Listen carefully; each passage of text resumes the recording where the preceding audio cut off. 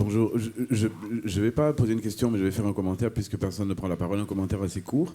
Il y a quelques semaines, il y a eu un reportage sur Sankara sur une chaîne publique française, je crois que c'était Public Sénat, avec quelques invités, dont un directeur d'une grande chaîne de télévision qui est diffusée sur l'Afrique. Et il a fait ce commentaire après ce beau reportage, en parlant de Sankara et en souriant. Il a parlé de folklore.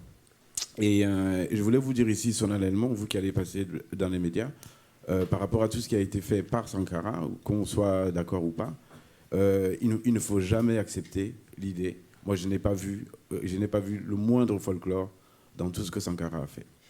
Le jour où on vous posera une question ici pendant votre séjour, j'espère que vous allez avoir la vigilance de refuser une telle expression. Et il disait ça de manière très légère, pas méchante, que c'était un peu, entre autres, du folklore. C'est le seul commentaire que je voulais faire.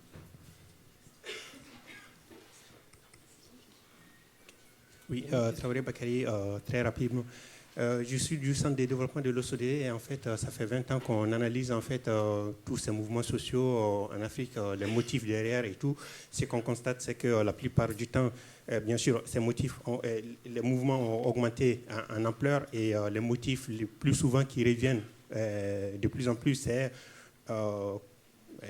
l'insatisfaction vis-à-vis de l'élite. Même si par le passé, les motifs économiques et sociaux ont toujours existé, mais la grande nouveauté ou ce qui prend de l'ampleur, c'est cette question d'insatisfaction face aux politiques qui sont proposées. Et ça me ramène un peu à la question que M. Fofana a un peu posée, la question de savoir comment institutionnaliser tout ça, parce que quand on se mobilise pour un motif et qu'on regarde parfois pour certains mouvements, dès que le motif a été atteint, c'est-à-dire, dégage, là, après, tout de suite, il n'y a pas de suivi et il n'y a pas de structuration derrière.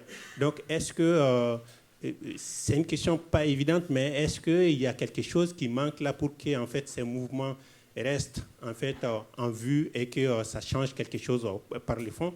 Et deuxième question, c'est qu'on a vu que en fait, vous venez tous un peu en dehors vous êtes nés tous en dehors de la capitale de vos pays. Est-ce que c'est une coïncidence ou est-ce que ça veut dire quelque chose? Merci.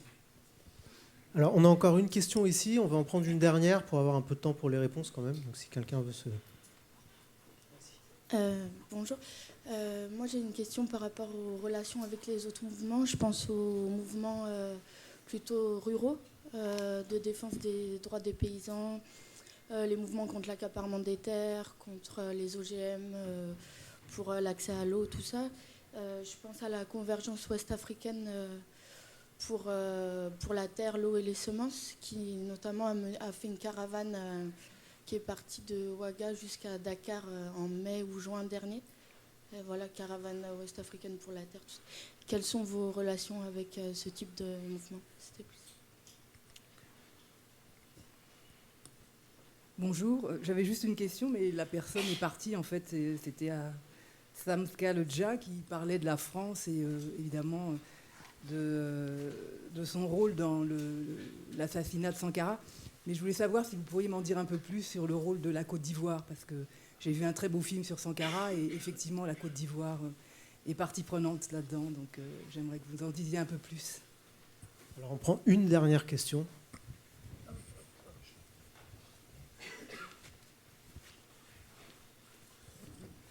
Bonjour. Je retiens de vos engagements à tous les niveaux que vous êtes une veille de conscience, vous éveillez les consciences en quelque sorte, vous incitez le jeune à un sursaut. Mais il y a toujours des contestations qui aboutissent à un objectif, dégager un pouvoir qui est là. Mais est-ce que vous avez le sentiment que cet éveil de conscience que vous suscitez sert réellement à quelque chose? Puisque tout le temps, on dégage quand même quelqu'un, mais on le remplace par pire que lui souvent. Comme on le dit en Bamanan, Sonsoro Tara, Sonsoro Nana. Quelqu'un qui a couru est parti, un autre. Au Mali, on a vu le cas, en 91, il y a eu une instruction qui a abouti au changement d'un régime, mais ceux qui sont venus 25 ans après la dictature, on fait pire que la dictature. Au Burkina, on a remplacé Blaise Compaoré par son bras droit. Et au Sénégal, bon, on a remplacé Ouad par son ancien dauphin. Est-ce que vous n'avez pas le sentiment qu'il y a quelque chose qui manque à votre lutte, à la consistance des messages ou de l'éveil que vous suscitez? Merci. Merci, on va tout de suite, je crois qu'il n'y avait plus de questions déclarées, redonner la parole à Malal sur une réponse qui puisse englober en fait l'ensemble de questions. Il y en a certaines qui sont plus spécifiques sur le Sénégal.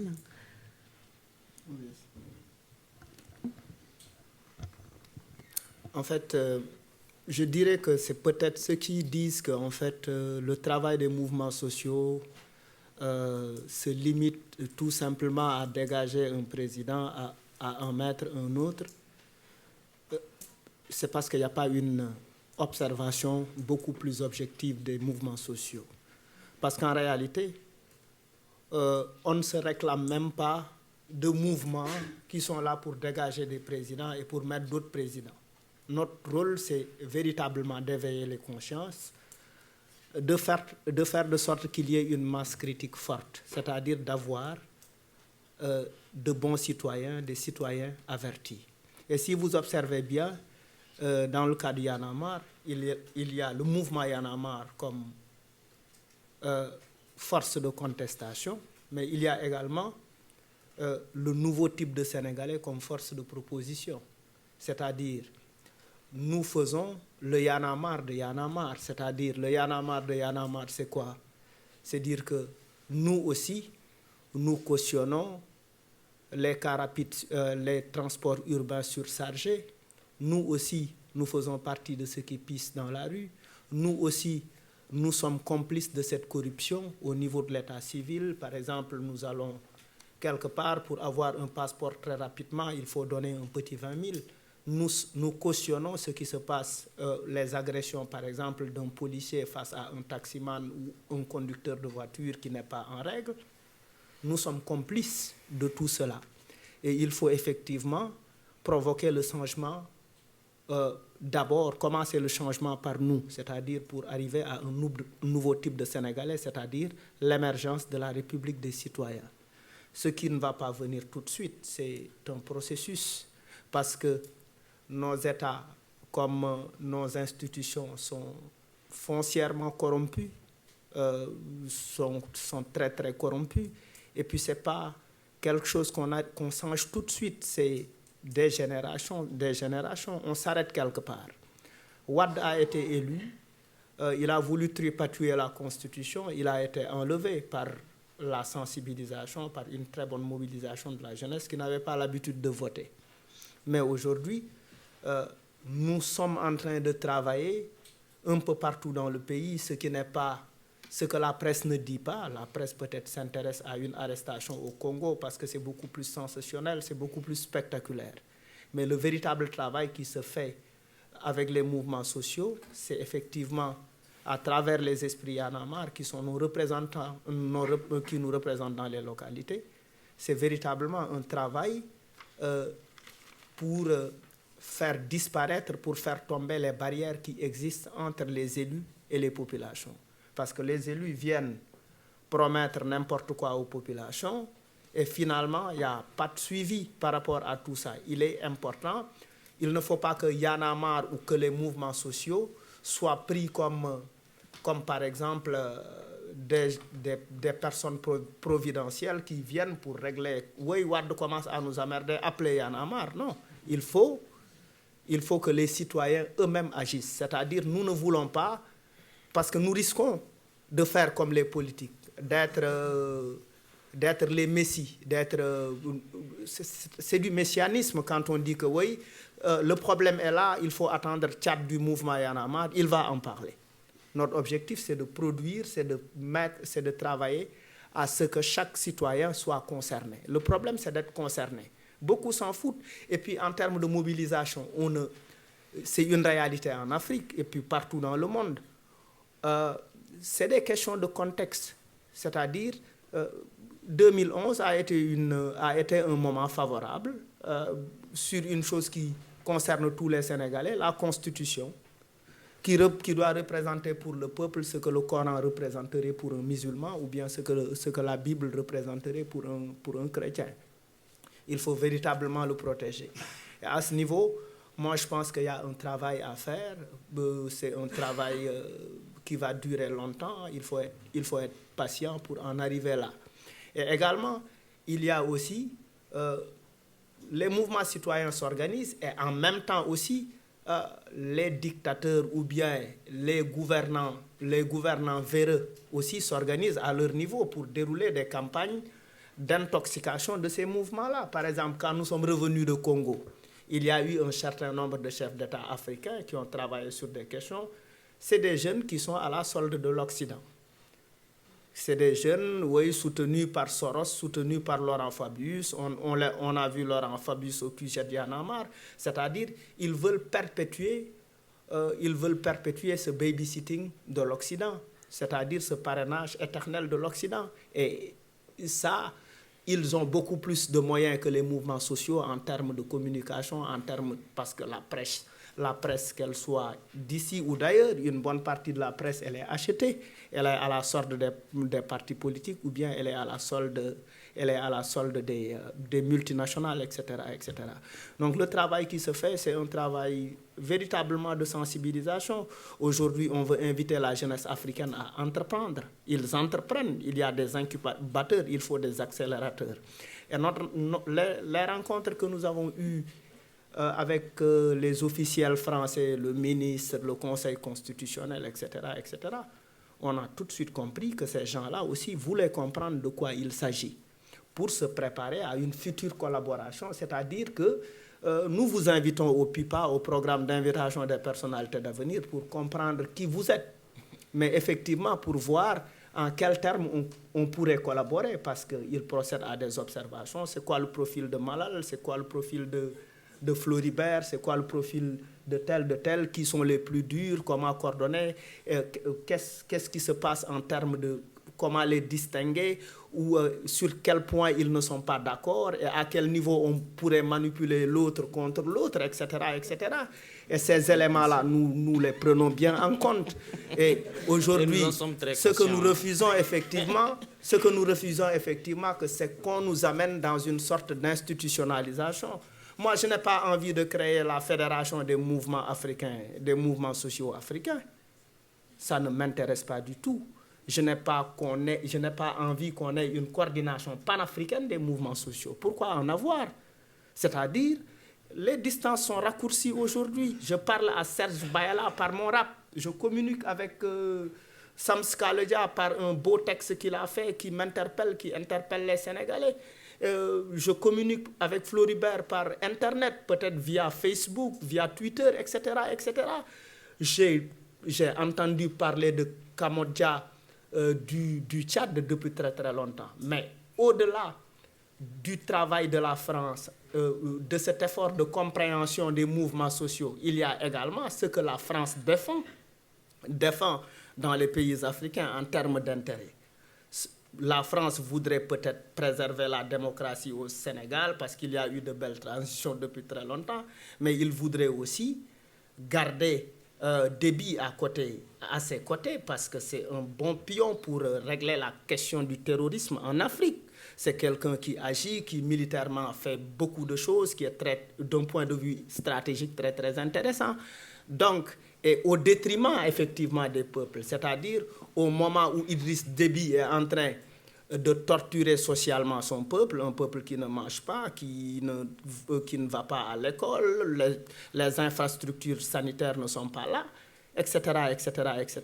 À côté de là, la France aussi, à côté de ça, la France défend ces gens-là. Et puis, nous ne sommes pas des diplomates, nous ne sommes pas issus des grandes universités pour trouver la formule diplomatique protocolaire pour parler aux institutions.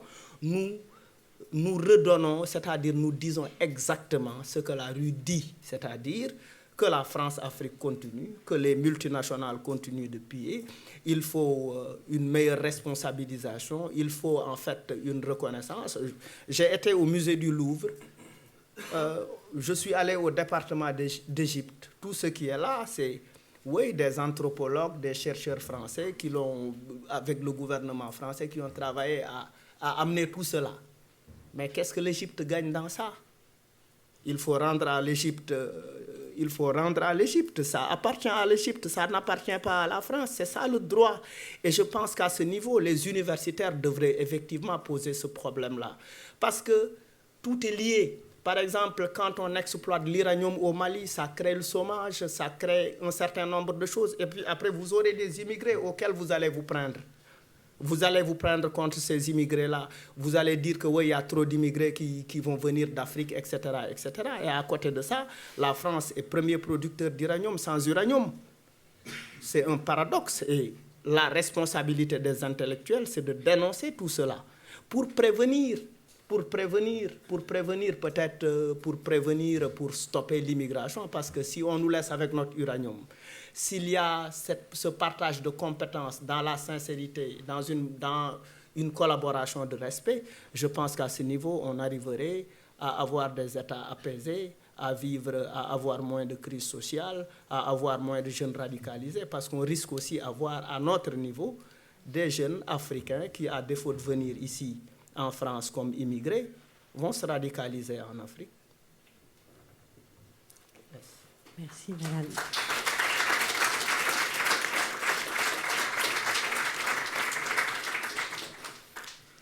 Ok. Il y a une question spécifique à laquelle je vais répondre et puis mettre tout le reste ensemble. Comment se fait-il que quelqu'un comme moi ne soit pas passé par les carcans classiques pour avoir une certaine connaissance, une certaine conscience politique, et comment son action arrive à avoir un effet. Moi, je ne sais pas personnellement, j'ai beaucoup de respect pour ceux qui se logent dans des idéologies. J'ai aussi beaucoup de respect pour ceux qui pensent que le communisme, le marxisme et ou le néolibéralisme ou encore le capitalisme, on ne peut finir de les citer, sont les clés soit du bonheur ou du malheur. Personnellement, je n'en ai rien à foutre. Je n'en ai rien à foutre parce que ça conditionne nos citoyens à un abrutissement. Je ne sais pas, ça renvoie à quoi de s'adresser à des citoyens africains, paysans, en leur parlant le communisme. Vous savez, le marxisme, le capitalisme, et ainsi de suite. D'abord, vous le dites dans une langue qui l'isole de l'émancipation. Vous parlez à ce paysan en une langue qui est un blocage à son émancipation. Comment cela peut susciter en lui des réflexes de responsabilité et de citoyens aptes au progrès et au développement? Donc, il y a des efforts gratuits qui ont été produits longtemps par l'élite africaine qui s'est laissée paradigmer innocemment parce qu'elle pensait qu'il suffisait d'être communiste pour créer le développement, ou encore moins, il fallait se loger dans le néolibéralisme pour provoquer le bonheur. Moi, je ne suis pas passé par ces écoles et je pense que ça m'a beaucoup aidé à avoir une synthèse qui me permet aujourd'hui d'être en phase avec les citoyens de base. Une anecdote banale, c'est que quand je suis arrivé à l'université, les 3 jours qui ont suivi, le mouvement syndical a organisé une activité sur la disparition de Dabo Boukari, qui est un étudiant qui a été lâchement torturé et mort de ces tortures au Conseil de l'Entente, qui est une base militaire. Et en ce jour, on me faisait comprendre que ça faisait 22 ans qu'on était en train de revendiquer justice pour ce jeune-là. J'ai dit, si c'est 22 ans, c'est qu'il y a problème. 22 ans, beaucoup de gens en Afrique ne vivent pas cet âge. Ça veut dire qu'on prend toute une vie pour la mettre dans un élément qui aurait pu trouver ses solutions avec une stratégie plus adaptée à la forme de l'oppression. Et donc, tout de suite, quand j'ai fait des propositions pour avoir une nouvelle stratégie qui est plus provocatrice de la prise en compte de nos exigences et de notre aspiration, tout de suite, le paternalisme de la lutte a fini par me prendre comme persona non grata. C'est-à-dire, on ne veut pas accepter autre chose. Tout est arrêté, la réflexion est close, on n'ajoute rien, on n'enlève rien, même si ça ne produit rien. Il faut sortir du stérilisme gratuit. C'est des efforts que vous faites, c'est des risques que vous prenez. Et pour moi, ça doit payer. C'est aussi ça qui donne un goût à notre volonté de continuer à lutter. Le fait de lutter, de ne jamais engranger le moindre détail comme progrès, ça provoque dans les rangs et ça a eu son effet parce que beaucoup de personnes sont reparties chez eux et dormies sous leur laurier avec femmes et enfants. Ça n'aide pas à l'émancipation collective.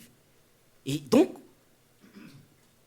il y avait Sankara qui est une école gratuite, une école politique gratuite. Je suis né après, des années après son avènement et tout, sa mort et tout. Mais aujourd'hui, Sankara, c'est le professeur qui enseigne tout le monde, qui interroge et qui questionne toutes les consciences. On n'a pas besoin de s'enfermer dans un amphithéâtre pour saisir un certain nombre d'enjeux, pour savoir qu'en tant que paysan, pour que ma production du 21e siècle vienne à bout des 10 membres de ma famille qui, outre, étaient 5, il faut que cette daba puisse être améliorée et trouver une charrue. On n'a pas besoin d'être dans un schéma d'universitaire ou dans un carcan idéologique pour saisir ces problèmes parce que ces problèmes se posent et vous les vivez. Parce que tu dois nourrir plus de personnes. Et pour nourrir plus de personnes, tu as besoin d'un outil performant. Et bien évidemment, ce que nous vivons, ce n'est pas des réalités étrangères à nous. Et quand tu vis des réalités, il y a un enseignement, il y a le plus grand enseignement qu'on tire, c'est que c'est une pédagogie du concret. Et moi, c'est la pédagogie du concret qui a bâti la majorité et tout l'essentiel de ce que je porte aujourd'hui comme conviction. Et je le disais, Sankara a constitué beaucoup. Beaucoup de lectures m'ont instruit, beaucoup de films m'ont instruit. Aujourd'hui, nous avons un outil comme l'Internet dont nous abusons qualitativement des avantages. Et pour nous, il faut en abuser. Il faut en abuser et tirer le maximum profit de ces outils-là. Aujourd'hui, tout ce que je veux sur moi-même et sur la gouvernance globale, il suffit de questionner tout simplement Google et tu as une partie de ce que tu veux. Il suffit de bouquiner et tu as une partie de ce que tu veux. C'est-à-dire tuer la paresse en soi pour confronter des efforts qui peuvent nous émanciper. Et donc, c'est vraiment ce qui, moi, m'a bâti. Et l'une des conséquences directes, c'est qu'avec la rupture, pour le cas universitaire, il y a des problèmes qui ont été posés depuis l'avènement de l'université. C'est-à-dire, les étudiants mangent mal. Les repas ne sont pas bons. Nous avons dit, en tant que structure de vision qui se projette dans le temps, il ne faut pas se contenter de dire ce n'est pas bon. On est des universitaires. Et l'universitaire, avec son expertise de médecin, de biochimiste, doit pouvoir commencer à se saisir de ses futures responsabilités dans son domaine en faisant simplement du prélèvement de ce que nous mangeons pour enfin comprendre pourquoi c'est mauvais quand ça arrive au réfectoire. Bref, c'est pour rappeler des cas comme ça et dire nous avons pu, avec cette stratégie, rompre avec ça en faisant une revendication concrète. Bref, globalement, Oui, parce que là, on va devoir terminer. Globalement, ce qu'il faut retenir, c'est que nous sommes très conscients que les seules actions que nous avons posées jusque-là n'ont pas provoqué tout l'espoir qu'on lui attribuait. C'est pourquoi nous continuons à exister et c'est pourquoi nous voulons faire du citoyen le seul garant de son bonheur. Si le citoyen est le seul bonheur de son garant, le seul garant de son bonheur, il ne peut pas élire celui qui a bâti sa misère. C'est-à-dire qu'on ne peut pas chasser Blaise et élire celui qui a bâti les sillons de son pouvoir. Et nous pensons qu'il y a un seul moyen, quel que soit ce que nous avons individuellement comme énergie, elle ne suffit pas.